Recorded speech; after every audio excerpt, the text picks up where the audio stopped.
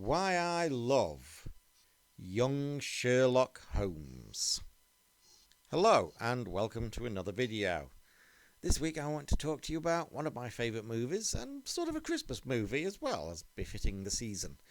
1985's Young Sherlock Holmes. Now, Young Sherlock Holmes was one of my absolute favourite movies as a kid. It's one that you don't really hear that much about these days. It's rather unfortunate. It was quite a big movie at the time, and it just seems to have been kind of forgotten about, which is rather unfortunate because, again, it's one of my absolute favourite movies. It's one of my favourite 80s movies. It's one of my favourite childhood movies. It's one of my favourite, again, sort of pseudo-Christmas movies because, well, it's very Christmassy. It's very wintry. There is a Christmas part of it. It's kind of like a Harry Potter movie in that sense. And I will come back to that similarity as well, because more than just me have noted that maybe J.K. Rowling got inspired by some elements of young Sherlock Holmes.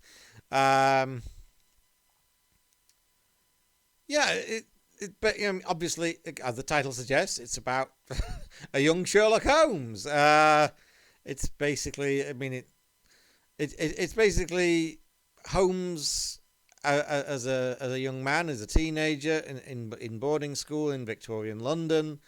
His first meeting with John Watson, and the adventure they get involved with, which involves dark secrets and cults and all sorts of sinister things. It has been said that J.K. Rowling may have been inspired by some elements of young Sherlock Holmes, the boarding school setting for one, but also the fact that the main trio is basically two guys and two guys and a girl, in the form of Elizabeth, who's the daughter of one of the professors at the school and Holmes's girlfriend. And it also has to be said, Watson's look in the movie, he very, very, very much looks like Harry Potter. He really does. You'd think he was playing Harry Potter if you saw him nowadays. But yeah, I think Sherlock Holmes is a really, really fun movie. It's very underrated. It's got that great 80s atmosphere. It's got a wonderful kind of wintry, Christmassy atmosphere as well. It's a great story. You have what I believe was the first major use of CGI in a movie, but we'll try not to hold that against it. With the because basically these people are being murdered. These people who are linked by a dark secret from their past are being murdered by this sort of like poison darts that cause them to hallucinate, and then they end up kind of killing themselves because of the hallucination. And the major use of CGI was in this priest, where the this kind of warrior on the stained glass window comes to life and jumps down and supposedly attacks him, and he ends up running out into the road and getting run over and killed because he's hallucinating the whole thing.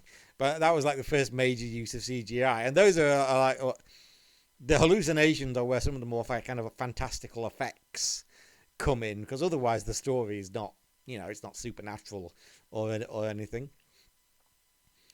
There's elements of Indiana Jones and the Temple of Doom to it as well. What with the cult, there's this kind of foreign cult that's at work in Victorian London, and there's even a human sacrifice at one point, just like in Temple of Doom, albeit a different form of sacrifice, though just as unpleasant. It's a great adventure movie, and it's got a lovely kind of Sherlock Holmes quality to it.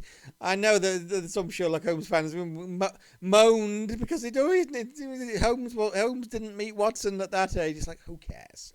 Who cares? It's fun. Shut up. Stop being so fucking precious. At least it treats the characters with fucking respect, which is more than you'll get out of Hollywood these days. But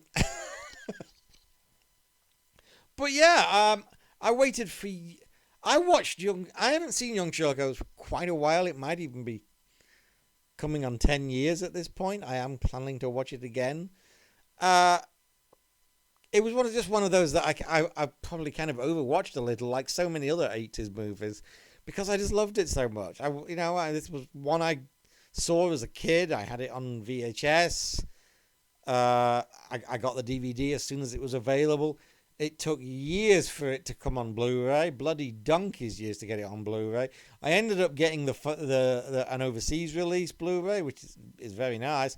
And of course, like 6 months later, they finally released it overseas in the West. I mean, I haven't picked that up yet because, well, apart from the foreign cover, perfectly fine Blu-ray release. So why buy it twice?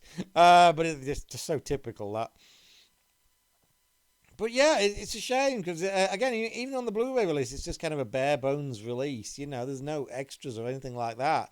And this is one of my favorite movies of all time. This is a classic 80s movie, and it deserves more freaking respect than it gets. It's very well acted. Nicholas Rowe makes a great Holmes. I love.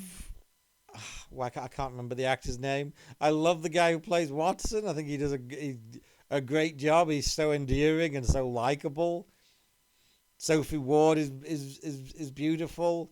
You have. I mean, it's really well made. It's really well directed. It's a really fun adventure movie. Again, like I said, with some of the cult stuff, it gets pretty dark with what happens.